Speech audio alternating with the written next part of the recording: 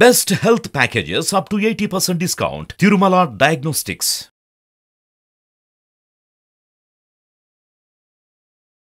నమస్తే అండి. డాక్టర్ శ్రీ ఆచార్య అనంతకృష్ణ స్వామి గారు 568 సిరీస్ నడుస్తుంది. Wonderful sir. నేను చాలా ఎపిసోడ్స్ మీవి చూశాను. చాలామంది పూట గడిస్తే చాలు అనుకున్న వాళ్ళ దగ్గర నుంచి మిడిల్ క్లాస్కి వచ్చిన వాళ్ళని చూశాను, అప్పర్ మిడిల్ క్లాస్ వెళ్ళిన వాళ్ళని చూశాను, బిజినెస్ వెళ్ళిన వాళ్ళని చూశాను, ఇవాళ కోట్లాది సంపదని అర్చిస్తున్న వాళ్ళని కూడా నేను చూశాను. అలాంటి ఫీడ్బ్యాక్స్ విన్నప్పుడు, మీ ఎపిసోడ్స్ నేను చూసినప్పుడు ఐఎమ్ రియల్లీ షాక్డ్. నాకు అనిపించింది ఏంటంటే, ఆడవాళ్ళు కూడా ఈ మధ్యకాలంలో బిజినెస్లోకి రాణించాలని, మనీని సంపాదించాలని అనుకుంటున్నారు. అటువంటి వాళ్ళ మైండ్ సెట్ని ఇంప్రూవ్ చేసుకోవాలి అన్న అసలు యూనివర్స్ ఏం చెప్తుంది అంటారు? మీ మాటల్లో ఒకసారి ఆడవాళ్ళందరి సైడ్ నుంచి అడుగుతున్నాను సార్. ఆడవాళ్ళందరి సైడ్ నుంచి నేను చెప్పదలుచుకుంది ఏంటంటే, ఎగ్జాంపుల్ కేవలం కాఫీ డే సిద్ధార్థ వాళ్ళ భార్య. రియల్ ఎక్సలెంట్ అది ఒక రకమైనటువంటి మనకి ఇన్స్పిరేషన్. ఇప్పుడు మనకేంటంటే ఆడవాళ్ళు సున్నిత హృదయాలు, ఎమోషన్స్ ఎక్కువ. అలాంటిది అంత పెద్ద ఎమోషన్స్ని తట్టుకొని ఈరోజు ఈ ప్రపంచానికి తనేంటో నిరూపించిందంటే ఒక ఆడపిల్ల. అది నిజంగా కూడా ఎంత గ్రేట్ అండి. అది ఒకసారి ఆలోచించండి. ఎందుకంటే మీకు అది రెగ్యులర్ బిజినెస్ అని అంటూ కాదు. అప్పుడు మనకి మనకి ప్రొవిజన్ స్టోర్ ఉందనుకోండి, అది రెగ్యులర్ బిజినెస్. అది నెసెసరీ ఫర్ ఆల్. ఓకేనా? ఇప్పుడు ఆ కాఫీ బిజినెస్ అనేది అంత పెద్ద మొత్తంలో లాస్ అయిన దాన్ని మళ్ళీ ఆమె ఒక రకమైనటువంటి పట్టుదలతోని దాని మీద జరిగినటువంటి అప్పులు అవన్నీ తీసేసి మళ్ళీ బ్రహ్మాండంగా రన్ చేయడం అనేది అసలు ఆమె సంకల్పమా లేకపోతే నిజంగా వ్యాపారం చేసిందా? ఒకసారి సూక్ష్మంగా మీరు ఆలోచించినప్పుడు నాకేమనిపిస్తుంది, అది సంకల్పం అనిపిస్తుంది. బిజినెస్ చేయడం పక్క పెడితే బిజినెస్ అందరు చేస్తారు.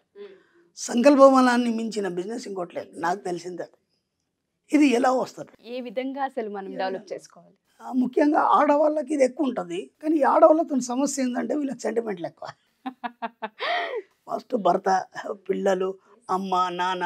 మన సబ్జెక్ట్లోకి వస్తే నేను గతంలో కూడా ఒకసారి వీడియో చేశాను. ముందు వీటి పక్కన తోసేయండి.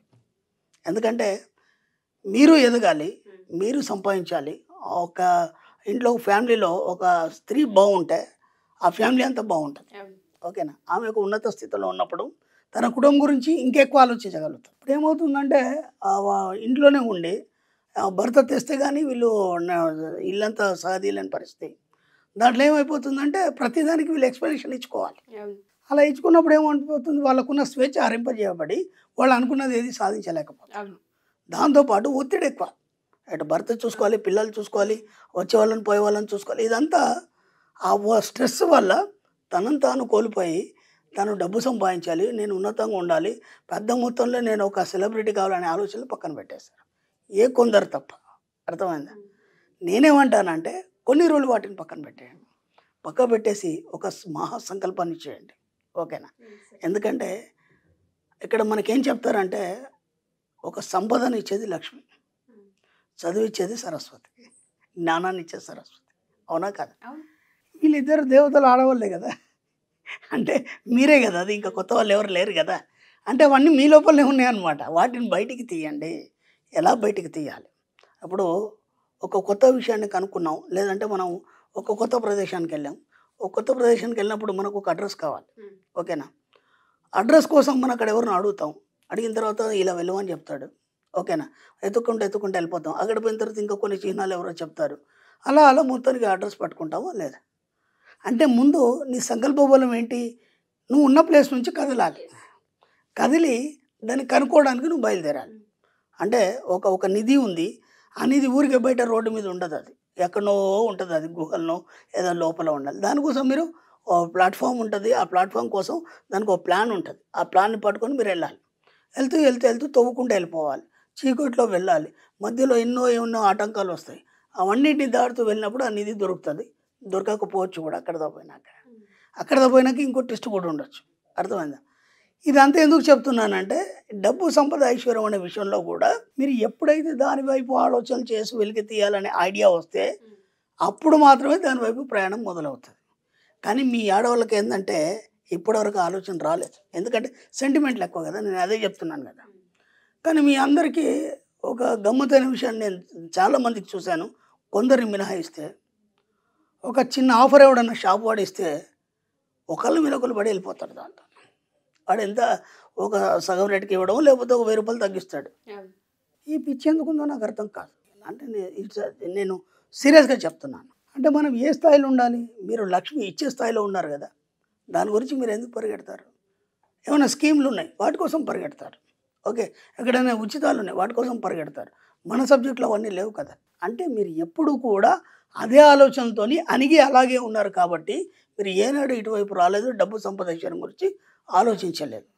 ఇప్పుడు మీకు వచ్చిన సంకల్పం ఏదైతుందో, ఇక నుంచి ఈ సిరీస్ అన్ని మన ఆడవాళ్ళకు కూడా చేయాలి, ఆడవాళ్ళు కూడా బాగా సంపాదించాలి అని మీకు వచ్చిన సంకల్పం ఈ వీడియోలు వినే వాళ్ళందరికీ కూడా వస్తే అప్పుడు ఈ సబ్జెక్ట్ వాళ్ళకి ఎక్కుతుంది. ఎగ్జాక్ట్లీ. ఎక్కాలన్నప్పుడు ఏం చేయాలి? ఇప్పుడు ఆ నిధి కోసం మీరు తవ్వి తీయాలి.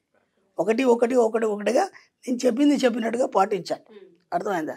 ఇప్పటికీ మన వీడియోలు చూసి చాలామంది పాటిస్తున్నారు, కానీ అది కేవలం ఆడవాళ్ళకు అన్నట్టు సబ్జెక్ట్ చెప్పబడలేదు, సమాజం కోసం చెప్పబడలేదు. ఆడవాళ్ళకు కూడా మీతో సిరీస్ స్టార్ట్ చేస్తున్నాం కాబట్టి ఇక నుంచి నేను ఆడవాళ్ళకు కూడా స్పెషల్గా సబ్జెక్ట్ తయారు చేస్తాను. Wonderful sir. దాన్ని పాటించాలి. నేను అనేది అది. తప్పకుండా సార్. ఎక్కడైనా 1+1 ఆఫర్ ఉంది, పరిగెత్తద్దు, అవి వినిపించద్దు మీకు. ఓకే, ఒకవేళ వినిపిస్తే డిలీట్ కట్ అని చెప్పాలి. అర్థమైందా? మీ భర్త దగ్గర మీరు డబ్బులు అడగద్దు, అది మర్చిపోండి. ఫస్ట్ మైండ్లోకి వెళ్ళి మీరు అతనికి ఇచ్చే స్థాయికి వెళ్ళాలి. వినడానికి బాగున్నాయా, బాగాలేవా? అవునా కదా? వినసొంపుగా కూడా ఉన్నాయి సార్. కర్ణానందం అంటారు దీన్ని. కాబట్టి ఈ కర్ణానందాన్ని మనసుకి ఆనందంగా మార్చుకోవాలన్నప్పుడు ఏం చేయాలంటే నేను చెప్పింది ఒక్కొక్కటిగా పాటించాలి. ఓకేనా? ఫస్ట్ ఆఫ్ ఆల్ మనం ఇంతకుముందు కూడా ఎన్నో సార్లు పాత వీడియోలో చెప్పుకున్నాం. మీరు కానీ మీ ఫ్యామిలీ కానీ ఎవరైనా సరే ఇంట్లోంచి ఎన్నిసార్లు బయటకు వెళ్ళారు ఏదో పని మీద, మీరు కానీ పిల్లలు కానీ భర్త కానీ ఎవరైనా సరే ఎన్నోసార్లు బయటకు వెళ్ళారు, ఏదో పని మీద వెళ్ళారు. ఎన్నిసార్లు బయటకు వెళ్ళి ఇంట్లోకి వచ్చినా సరే ఖాళీ చేతులతో రాకుండా ఏదో ఒక వస్తువును పట్టుకరండి ఇంట్లోకి. ఇప్పటి నుంచి ఏదో ఒక వస్తువు అంటే సపోజ్ వచ్చే ముందు ఆ కిరణ్ కొట్టు ఉంటుంది, ఎలాగో మన ఇంటి చుట్టుపక్కల కిరణ్ కొట్లు ఉంటాయి కదా, అక్కడ ఆగేసి ఒక సబ్బు బిల్లను, లేదంటే కొంచెం చక్కెరయో, లేదంటే అగ్గిపెట్టో, ఏదో ఒకటి ఒక వస్తువు, ఏం లేకపోతే ఒక చాక్లెట్. ఖాళీ చేతులతో ఎప్పుడు కూడా ఇంట్లోకి రాకండి. ఇది ఫస్ట్ పాటించండి. ఓకేనా? దీనివల్ల ఏమవుతుందంటే మీ ఇంట్లో సమృద్ధి తోడవుతుంది. మీకు తెలియకుండానే సమృద్ధి తోడవుతుంది. అంటే మీకు తెలియకుండానే ఇంట్లో సంపద అనేది పోగవుతుంది. ఓకేనా? ఏనాడు కూడా ఖాళీ చేతులతో ఇంట్లోకి రాకుండా ఏదో ఒక వస్తువు తీసుకొని రావడం అనేది మొదలుపెట్టండి. ఇలా మ్యాక్సిమం నేను ఏం చేస్తానంటే మీరు ఇచ్చిన సంకల్పం ద్వారా అందరినీ మార్చాలనుకున్నారు, అందరూ బాగుండాలి, బాగా సంపాదించాలనుకున్నారు కాబట్టి ప్రతి ఒక్క దాంట్లో నేను ఒక చిన్న టెక్నిక్ కానీ లేకపోతే మంచి ఎక్సలెంట్ సబ్జెక్ట్ ఇవ్వడం అనేది నేను మొదలు పెడతాను. ఖచ్చితంగా మీరు ఫాలో అవ్వండి. మీరు శ్రీమంతులు కండి, మీరే మీ ఇంట్లో మొత్తం ఒక బాస్గా తయారు కండి. Wonderful sir. ప్రతి ఒక్క ఆడవాళ్ళకి, మహిళలకి సిరీస్ అవసరం.